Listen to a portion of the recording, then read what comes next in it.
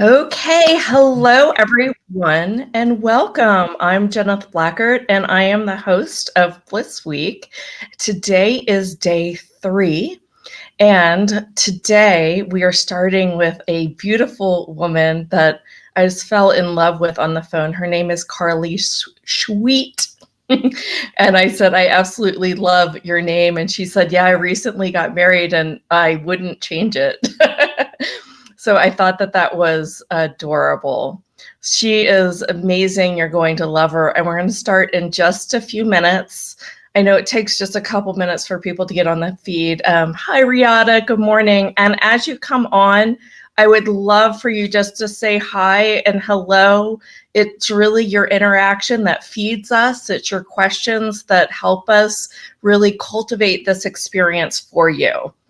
So I'd love your comments, your feedback, your hashtags. Today, we're doing 2 hashtags during the summit, and one is magic, #magic. So if something just seems really magical, heart-opening, expansive, then I want you to go ahead and give us a #magic. And then the other hashtag is a nugget. If there's something that you're going to implement and integrate into your life, I want you to do #nugget. Now, I also want you to know there's 2 offers going on with this series, and you will keep hearing about it. And if you need anything about links or whatever, just let us know. One, keep these recordings forever. And it's just $47 through the end of the week, and then the price goes up. So you're going to want to get it if you are loving this and ready to have a new experience around stress, de-stressing, and really having more bliss. The other offer that we're offering is every one of the people that is speaking is offering a package, a little digital course to help you grow and become even more expansive and live a less stress life. So let me bring Carley up, and we are going to talk about how to cultivate personal boundaries and live a less stressed life. I usually don't say it that way, so this should be an interesting way. So Carley, oh my gosh, it's so funny when I find people and you're just sparkly and energetic and youthful. She's pregnant with her first baby. And she just really has this ease and this, vibrant life. And I know that it's because of the life that she leads. So without further ado, I will welcome you to the call. Thank you so much. The sweetest words. Thank you. Thank you. Yes, my name is Carley, and I am a self-care coach and author of the book Boundaries with Soul. It was a life as a full-blown people pleaser, yes woman, do it all type of gal that landed me at like rock bottom, locked in the bathroom stall at my corporate job, having a panic attack. Right. And I knew things had to change. And I didn't know where to begin. And now it's just evolved into this life of helping others build these soulful boundaries, discover their loving no, and realize you can say no and still be a good person. Yeah. That's very similar to my story, that, I don't know if it led into boundaries as much as it led into why the heck am I living this kind of life? Yeah. So let's talk about where do people start in really crafting and I like to look at it more like choice, no, I want to create this choice in my life. Where do you start people with that journey if somebody is finding themselves always being pulled and tugged by other people's requirements of them? That's a really good question. And that's what trips people up the most, I think, is how do I even begin? This is the only way I know how to live my life. How do I even start? And first and foremost, you have to decide that you are worthy of living your life a different way. And for so long, and with clients, I see this too, we get stuck in this mindset of, this is my life, this is how I live it, this is how I agree with people. And there's that missing sense of worthiness of, maybe there's another way. And you know what? I think it's going to be okay if I explore that for a little bit and see how that goes. And once you cultivate that sense of worthiness and that desire to be curious and to poke around your life and to get a little uncomfortable, it's getting in touch with who you are again and what you want. Often that just, goes missing when we live a life for others. Right.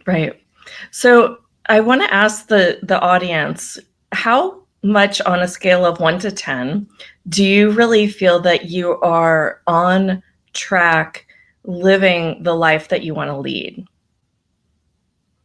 It has a little bit of a delay. Oh, no worries. So, and I really find that in crafting my own choices or directions, I constantly find myself being approached with, are you sure you really want to choose this? Do you want to talk about that for a minute? Yeah. So I think we can experience that pushback internally and externally, right? We can feel that, are you sure you really want to choose that? We can hear that little voice in our head, second guessing ourselves. Right. The ego likes to pop up and say, are you sure that's right? Are you sure that's a good choice? But at the same time, we can also get that external feedback, which sometimes validates what the ego was telling us in the first place. And then we just stop because we feel like it's too much. Right. And then we judge ourselves about it. Yeah. It was so funny. I was on a call yesterday with a woman named Megan, and we were talking about how we constantly seem to, go back to self-judgment or wrongness when we don't feel, when we're procrastinating or making choices. And we make things like procrastination a very big wrongness in our life. And she's like, well, whenever you judge it, it will always stop you. And I really loved how she said that. So we have Juliana says she's only a 2 on living the life that she wants to lead. And Allie says she's a 5. So for me, I think I'm like about a 9. But I've worked it for years upon years upon years, right? And I'm really ready for that 10. What about you? What scale are you on? I would say I'm a 9 as well. I look at my life and I've worked it. I mean, I've moved across the country. I've quit my corporate job. I've had to cut out toxic relationships. I've said no to a lot of people, and I've protected myself more than I ever have. And there are maybe a few things that I'm like, yeah, that would be cool or that would be nice. But for the most part, I feel like my boundaries truly have allowed me to get closer to the life that I want. And it's nothing extravagant, but it's just that feeling of groundedness and wholeness, that lack of anxiety that I experience now that I used to deal with daily. Yeah. Tell us about some of your boundaries and how you put it. Oh, I love boundaries. So, oh my gosh, there are so many. So my husband and I work together. We own this company together. So I have so many boundaries in my marriage, in my work life, because my husband is my husband at the end of the day, but he's also my business partner. So we have a lot of communication, a lot of boundaries around, these are working hours. This is marriage hour, hour. We have more than 1 hour for our marriage, but it's creating those boundaries in my life around work, which is really important. I got myself in a lot of trouble years ago when I was the yes woman and I had no work-life boundaries. So I knew that starting a business, my boundaries would be so important. My boundaries also look like not feeling guilty if I have to change plans or I'm not up to something and I just let the other person know, hey, I'm not going to be able to make it. Like I've overcommitted, or I'm just not feeling great. Like I'm not going to make it. Or even telling them no upfront. So it's, and then we have family boundaries, which I've worked on constructing for a long time as a child of divorced parents. Those are also extremely important. Yeah. So when you help people craft boundaries, where do you start them? Like, do you say just choose a corner of your life? That's a really good question. So I have an entire worksheet I use called the Boundary Self-Assessment, and it's something I encourage my clients to do at least quarterly, ideally monthly. And it looks at 6 different segments of your life and says, okay, well, like, where are you doing really well with boundaries? And where are you maybe needing more support? Because when we often think of boundaries, we think of them as this blanket idea, right? That like you're either good at them or you're bad at them, you have them or you don't. But the reality is we have them in various spots of our lives, but maybe we're not aware of them, or maybe we're just not super in tune with them, but they're there. Right. And compartmentalizing them and looking at them in that visual way is really, really helpful and very empowering, because people see like, oh, I kind of like know how to do this in some areas of my life. Yeah. Well, most definitely. Yeah, I think that for me, when one of my earliest boundaries that I created was choosing my friends. I really was like, going on conversations where people would be like, let's meet for coffee.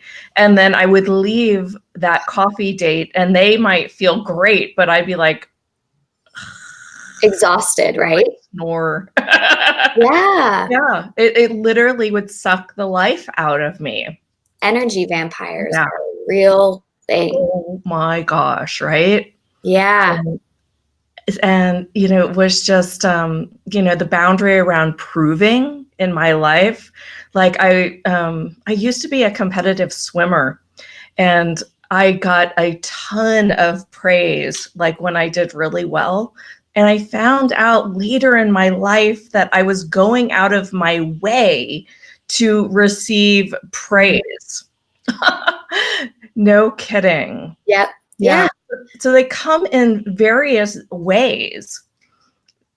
It's so true. And we can have, internal boundaries and external boundaries. And, the overdrive to receive praise, that requires an internal boundary to say like, hey, no, my self-worth is more than the praise that I'm receiving. Like I need to check myself and reassess my behavior and say, why am I doing this? What's driving me? And set those limits within yourself. And then also, set those limits with others too, saying, thank you so much for your praise. And then leave it at that. It's not like milking it or asking for more, or just, it's, here are my limits. Yeah. See, I think most of them are internal for me, right?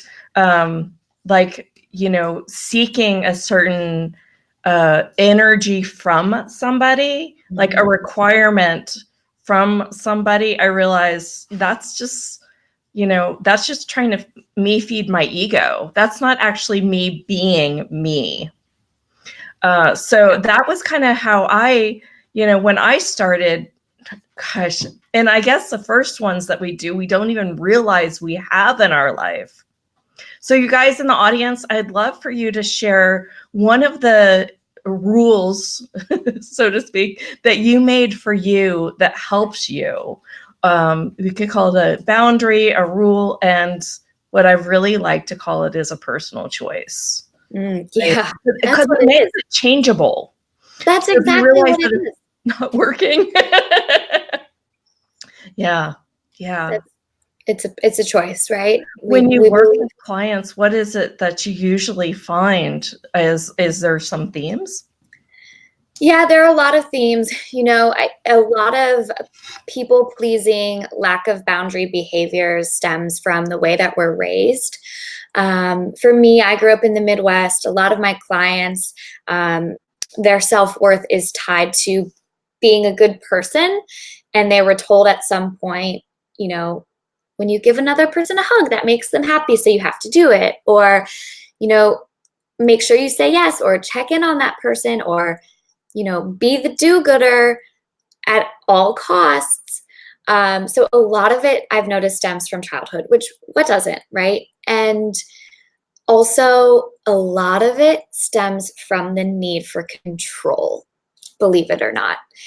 And when we are people pleasers or have a lack of boundaries, in some backwards way, we're trying to regain control and a sense of security.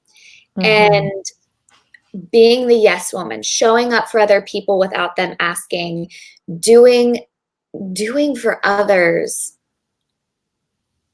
We're just constantly seeking for a sense of security that we're neglecting to give ourselves. And that's a big one I see. So to help combat that, I always encourage people to like rebel a little bit and maybe leave the dishes in the sink overnight. Like maybe do a little act of rebellion that scares the crap out of you. But to see that the world will still keep turning and Mhm. that you're still able to live a life without sticking to these rituals and these things that you cling on to for a false sense of security, and instead craft boundaries and create Uh-huh. that real foundational sense of security. That's my long-winded answer. Yeah. It's so funny because I can often see people running these patterns in their life, and I don't know, depending on my relationship with them, I'll address it or not.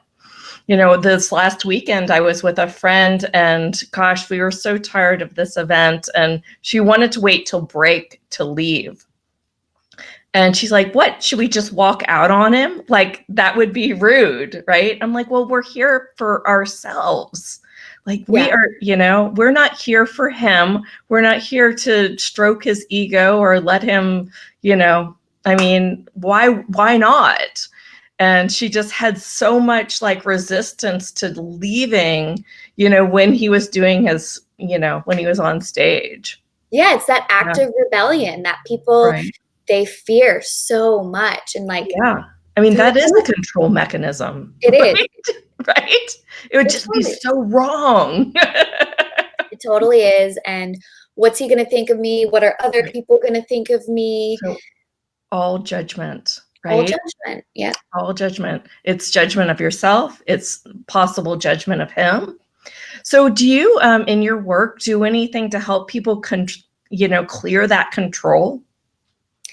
I think it takes a lot of practice. Mhm. Honestly, I wish I had some like magical woo answer, but Yeah. it really is practice and Uh-huh. seeing that the world will keep spinning, right? Mhm. And also at the same time, fueling that sense of worthiness. So Mhm. affirmations work really well. Journaling obviously works really well. So there is some aspect of spirituality to it, but really being patient and having a sense of grace with yourself and keep practicing. I call it Right. a boundary setting practice because Uh-huh. it's not something you're ever going to master. I still struggle with setting boundaries, and this is my life's work. Right. But when you just practice and practice and practice, it gets better, and you can work to release that control and Mhm. create more compassion for yourself and what you're going through. Yeah. Yeah. Allie wrote, Rachel Hollis says, if it's not a hell yes, it's a hell no. I think she actually took that from Marie Forleo. That's actually in Marie Forleo's program. I love that one. It's one of my favorites. Oh my gosh. But it's so right. It's so right. And Yeah. then that's a good reminder to check in with yourself. Every opportunity you're presented, whether it's internally or through someone externally, check in with yourself. Where does that fall for you? How does it make you feel? And then go from there. Yeah. Yeah. Let's see what else we have here on the comments. Yeah. Caroline, she ends like her comment with, I have to come to peace with myself here. In general. Jude said she's got a 24-hour rule on online spending. Hey, that's a real boundary. That's a hard line, right? Because then, if you make a rule like that, then there isn't choice where you have to, play in the moment. Yeah, and for some people that totally works, and they need those hard lines to get a jump start and to see like, oh, I am totally capable of this. Again, the world didn't fall apart. I'm here. Well, and I think that it's important to do a lot of things.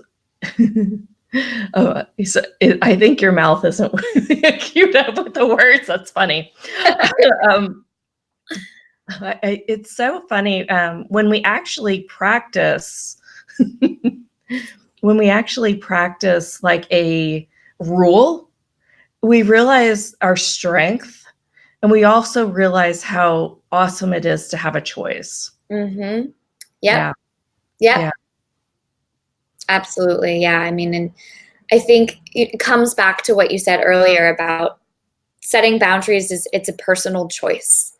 And when we realize we're all entitled to that, and we're all worthy of that, and we're all born with the opportunity to create a choice. Yeah.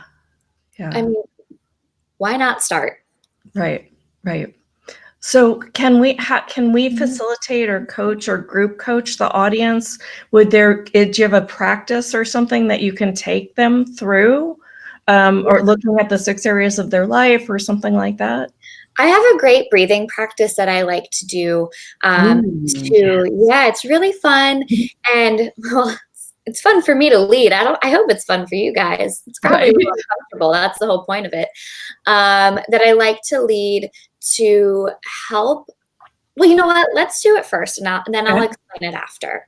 Okay. So, what you're going to do is, of course, if you're driving, please don't do this, but put your feet flat on the ground. Okay. And to just roll out your shoulders and gently close your eyes when you're ready. Now just follow my cues. Don't overthink it. Don't judge yourself as much as you might want to. Now I'm going to ask you to place your hands on your low belly. And I want you to take 3 deep breaths into that space.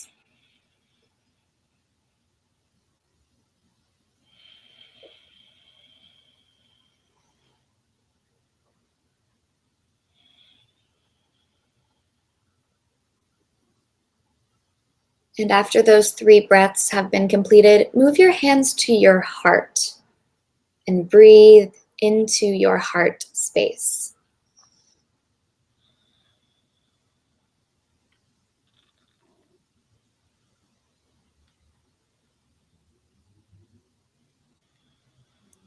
And next, place your hands on your throat and breathe into that throat space. Maybe practicing your Ujjayi breath if you have that in your practice.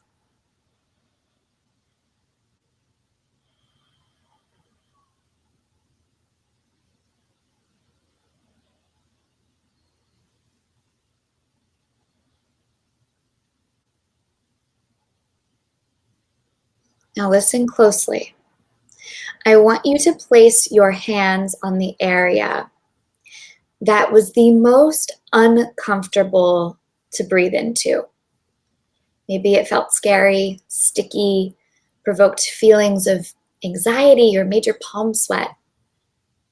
And breathe 5 deep breaths into that space.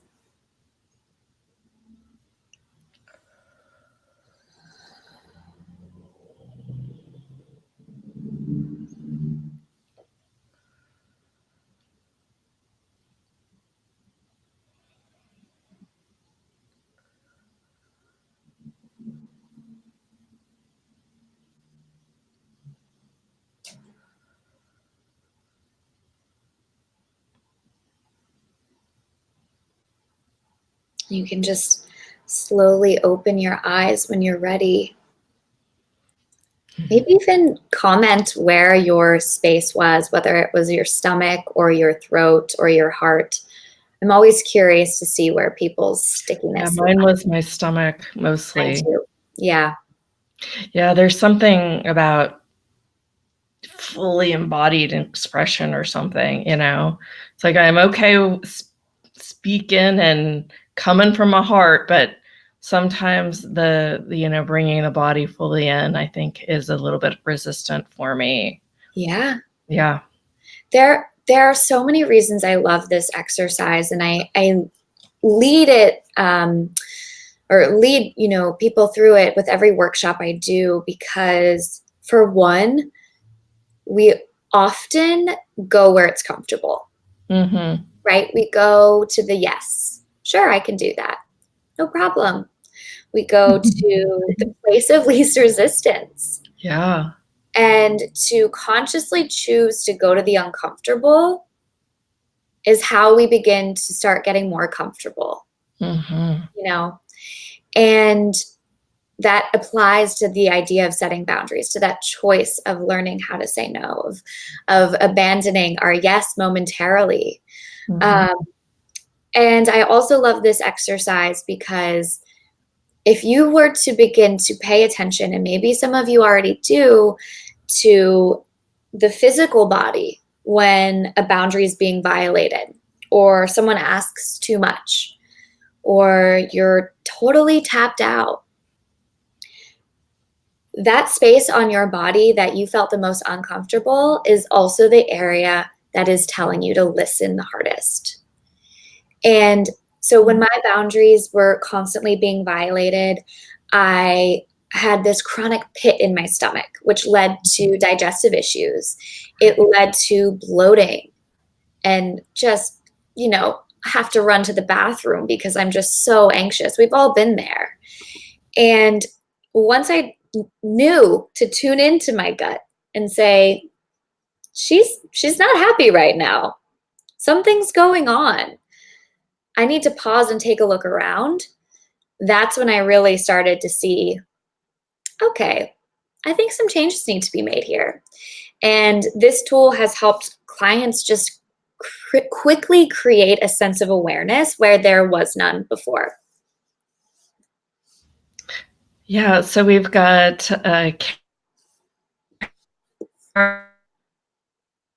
and Catherine. So is there any questions associated with those various areas? For the group or for me? No, did that really just mean to just tap in and ask more, right? Yeah. And it's interesting, like when people have the throat blockage, right? Or the uncomfortableness in the throat. It's often from a lack of using the voice, right? We're not speaking up. I've even heard, stories of women who develop thyroid disorders because they're holding and blocking so much in their throat. The things they want to say, the things they want to get out into the world, but they just keep it in, and it just builds and builds and builds. And the heart, I like to think, also is associated with vulnerability.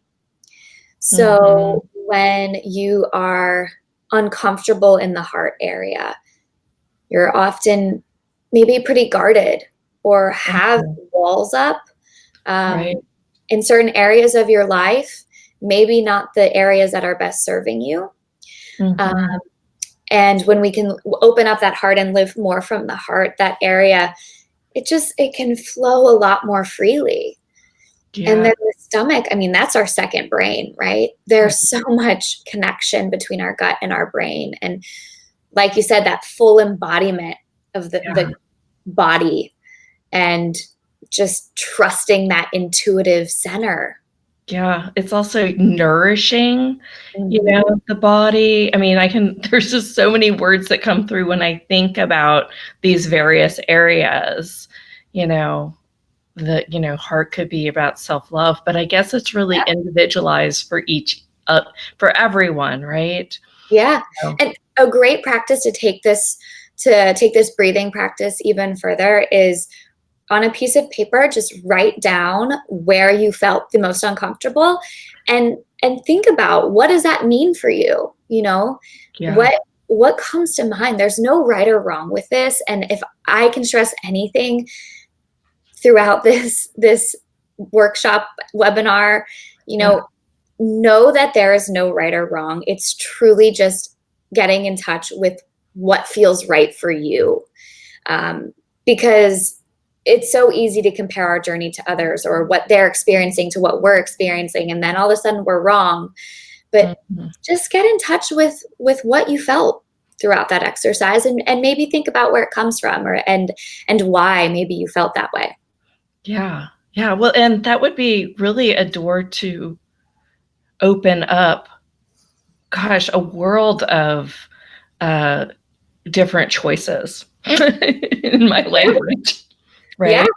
A different choices around really tapping in and trusting the body, really tapping in and asking your digestive system, your heart, your throat, what to choose. Hmm. Yeah, it's so funny. Everyone's different. Dawn just popped in. She's like, feels that her throat chakra is blocked. Um, so yeah, we all have different sensitivities here. Yep. And Really I collective. love seeing everyone's differences, because it reminds us that we're all different. We're all maybe struggling with the same thing, but all in our own unique way. And it further validates our experience as an individual, I think. Yeah, absolutely. Absolutely. So where would you like to take them next to unlock, uncover, make new choices around these things? Yeah. Well, something really simple that you guys can do, um, which is, it's also outlined in my book, is getting in touch with who you are and what you want. And some simple questions that you can journal about or write down now, and answer maybe at a later time, is, what brings me the most joy? Right? What brings me the most joy? When's the last time you stopped and thought about that? I mean, I don't do it enough. Yeah. And another question is, what am I ready to let go of? Hmm. Or maybe not I ready. think ready is the sticky one with that one. Yeah, I would say maybe not ready, but what do you desire to let go of? Like, what do you dream of letting go of? Yeah. And then, as a sub bullet there, what are you actually ready? Yeah. Yeah. And what it's keeping you separated from being ready. Yeah. In Yep. my work, I often ask willing, are you willing to? And then I found that I will be, blocked a little bit with people that are like, no, I'm not willing, right? It's And then there's a whole other set of questions, like, to get them into that readiness, that willingness. Yeah. Yeah, Yeah. you can sometimes get them there and sometimes not, but you have to be congruent for it to change. Yep. It's so true. It's so true. And another great question is, Hey, can raise what do your you hand. value? Give me a hand if you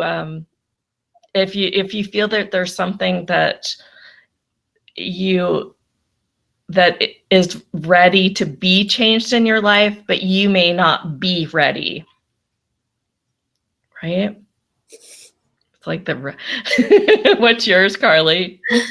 Are you just raising your hand to show them how? No, for me, well, with pregnancy, it's opened so many, I don't even have the word for it yet, but just challenges and conversations and strains on, it just highlights the strain on a lot of personal relationships. And it is such a joyous time, but it triggers a lot of shit in other people. And that's the reality of it. And, there are patterns that I'm ready, that I don't know if I'm ready to let go of, but they're ready to stop. Right. Yeah. There are, for sure. Last night was my birthday, and I've really cut back on drinking until last night, and I think my body is ready to stop drinking that much. Yeah. Because I woke up today and I've been a little slower than normal, and I kind of have used it in the past because I am an awful amped up person, and I think that I'm ready to become a less amped up person. It just in general, and not have to need this or use it. I don't need it. I never needed it, Yeah, but it can quickly feel like, it becomes such a ritual. Everything can become such a pattern where it's like, oh, well, that's just what I do, And it is. whether it's online shopping or having some alcohol or eating sugar. Everyone has their thing. Yeah. Oh, great. Right. Gosh, who has that thing, and that is like just keeping you from really being the superhero that you truly be in your life? It's like, actually, I don't feel that keeps me from being the superhero in my life, but, how much more super, is there? Right. Maybe that takes my 9 to my 10, and that's exciting. It's so true. For me, I can share mine. It is, I've gotten better, and then I've gotten worse, and then I've gotten better, but it's the social media scrolling. And I actually try to get myself to do more of it because I want to build the audience. Okay, well, see, mine's not like business related. It's like I'm knee deep in these like gossipy pregnancy boards. Oh, right. And my husband's like, "What are you reading about?" I'm like, "I don't know, but this is so," it's like reality TV in my phone. And I'm like, I need to just disconnect from this. Wow. Yeah, so it's nothing to do with business. It's just a guilty pleasure of mine, but I feel so drained after it. Oh, yeah. So it's not really even a pleasure. No, it's not. You're right. Good point. So what's the value of it? I think, well, I told my husband the other night, I was like, on some level, the value I get from this is that we are not alone in feeling these feelings and these fears and these anxieties and these worries, because I see them, written about over and over and over on these boards. And I'm like, oh, I get that validation of community, of people are also going through this. But I'm like, how can I make this how can I feel this in a more constructive way that doesn't suck an hour out of my night, when I could be doing anything other than this? Who else wants to share on the board what it's not even like a guilty pleasure that you don't want to stop necessarily, who has a habit? Maybe it's a habit. Yeah. I was going to say like a non-supportive habit. That's a great way to put it. It's a great question. I think asking 2 questions. One is, what's your non-supportive habit that you keep choosing because it's been something that you always choose? And then 2, what do you think is the value to doing it? And is that actually true? Yeah. Right? I used to have so many too. I can't wait to hear what other people say. Right. In my prime people pleasing days, I was a sugar addict, like Hmm. full blown. I could eat a pint of ice cream every night. Like I needed it. Um, but the value in it was that I finally realized like I'm missing something. Like I'm so emotionally unfulfilled. I'm trying to just numb it with sugar. Uh-huh. And same with online shopping too. And Mhm. once I started tuning into my emotional needs, they stopped. Hmm.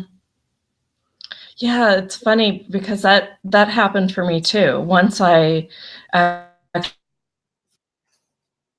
actually, you know, in general, my eating is fine. It's just I will do the occasional over drinking and then I overeat with it usually. And I don't really care about it anymore. I'm not as bothered as I used to be, but Right. I wouldn't bring it up if it wasn't something there. But yeah, I had like a really, really bad regular soda addiction where that would almost be the only thing I drank all day. Mm. Um, about 13, 14, no, it's almost been, yeah, about 15 years ago. So, I think, and once I started to change almost everything, there's like so many things that have changed. I can't even name them. It's just, I went from depressed and mostly joy all the time and fulfilled. So, I mean, there's a lot of control mechanisms involved that you need to unlock to let go to have this. And a lot of the habits that I wasn't liking when they went away without even me like forcing change on them. Yeah. Yeah. Yeah. Isn't that amazing how simply we can change things when we just focus on getting back in touch with the big things. Oh, Those little non-supportive habits, they fall away. It's the yeah. deeper Yeah. work that's required for sure. Yeah. Love that. Carley, can you tell us what you put in the box? And let's talk a little bit about like what they'll get with your program in the box. Yeah, yeah. So what you'll find is a 1-day at-home self-care retreat. And I created this because so many women were reaching out like, how do I relax at home? Like I can't go to the spa. I'm not able to do that right now. I'm not going to go on a retreat. What can I do? So I was like, bingo, I'm going to create this at home retreat. So, what you get is 2 meditations, you get a meal plan and grocery list for the day, which is all plant based, gluten free, and absolutely delicious. The recipes come from a company I work with called Sakara, and they're so good. And you also receive your schedule, of course, which walks you through hour by hour. And you will also receive a recommended supply list. And those supplies are things that you will more than likely already have in your home. So it's not going to require you to order a bunch of stuff from Amazon. So it makes it very, very approachable. Very fun. So how often do you do that retreat on your own? Oh, well, that's a really good question. I haven't done it in a while. I try to do bits and pieces of it. So I know that it's not always realistic for me to find a day, but I think I might do that this weekend actually. But I love to take just bits and pieces from it. So, like, I'll listen to the meditation because it has some really nice reflective questions on it, especially the evening one. Um, I will do like a chunk of the afternoon when I'm like, I really need something, but what do I need? Which is what I love about this course too, is like you can benefit from piecing it out if you need to, um, or sitting down and doing it all at once. That's so fun. So fun. So fun. Thank you, thank you. Yeah. But yeah, I don't know anybody else who has ever offered something like that. So it's so fun. Well, it's such a good introduction to taking care of ourselves. Before we can sometimes do the deep emotional stuff, we just need to relax and like feel worthy enough to commit time to ourselves. Right. This retreat can help start to fuel that and jumpstart that drive. Yeah. And, just doing something different, I think often will change our, anxious levels. It'll kind of go, oh, just, Yeah. giving yourself a shift. Yeah. Yeah. This is kind of an interesting one, and I would like to address it, and I'll let you address it too. Jude says, listening to Telesummit and taking too many notes. So many great speakers, so little time, LOL, not to mention using those great suggestions. And I know she just meant those comments, but, I want to offer you in this an energy where you always have enough time, because you're doing it and you're making shifts from really who you are and how you be in life, right? So this shouldn't be about doing things. This should be about becoming more of you and having your choices. Carley, do you have anything to add to that? Yeah, as you were saying that, you were like, I was like finishing your words in my head, and you were like, it's not about doing things. And in my mind, it ended with, it's about being things. It's about being, right? It's about being ourselves, wherever that may be. And, I totally fall into the not enough time trap. And I just said it like 5 seconds ago.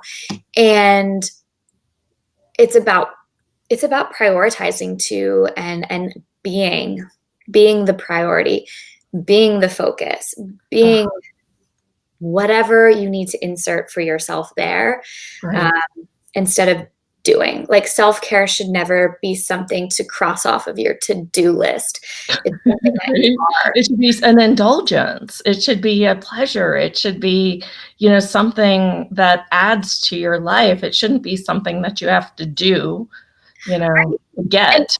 And sometimes, and I always remind people that self-care is setting boundaries. It's saying no. It's being uncomfortable with others, and voicing your opinions and your needs. But yeah, sometimes it is doing an at-home retreat, and sometimes it is, just figuring out what it is that's important to us and not feeling bad about it. Yeah. It's funny, Jude wrote back, she's like, that was mostly a joke. And I know it was. I just felt like I should address it, because how many other people are having something where they feel sort of like that? It was almost like a compliment.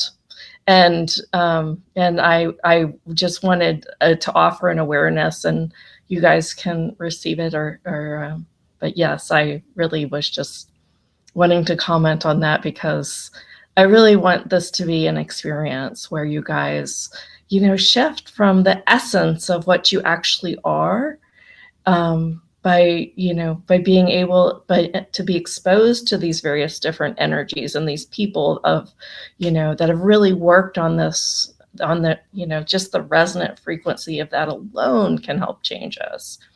So I just wanted to add that. Cool. Carley, what else, if you could offer the audience like one more, I don't know, you've offered us so many nuggets. What else? Do you have a nugget to say? Yeah. To hashtag this nugget that Carley's ready to tell us. I think the biggest nugget or takeaway that I hope that you experience is that recognizing that you are worthy enough to make a choice. Mm-hmm. It's as simple as that. Right. I love that. You are worthy enough to make the choice, and that choice looks different for everyone. And there's no right or wrong choice. There's no need to compare it to someone else's choice, but you're worthy enough to make that choice that brings you closer to the life that you are so deserving of living. Thank you. That's beautifully said. Thank you. Thank you for having me. Oh my gosh, thank you so much. This has been an absolute pleasure. It's so fun meeting new people, and especially ones where we're just so aligned that, it's just, it's so clear that you've done your work, right? I don't know how else to put it. I kind of hate saying it that way, but that's the only way I know how to communicate it. It is work, it is work. It's not this like fluffy, magical experience 100% of the time. Like it's a lot of work, and it's a practice, and it's something that I come back to every single day. And I can't stress that enough. So never think other people have it all figured out, because there's always something. Yeah. Oh my gosh. Yeah. Well, it was funny. One of the things that kind of charged me up at this retreat was, they kind of were doing that onion analogy, where I just get really exhausted of people saying, well, it's just like peeling an onion. You've always got another layered. And I'm like, yeah, I think I've peeled the onion enough that right now I just want to live my life and have some joy. And if I want to keep some more of those onion slices, then let me.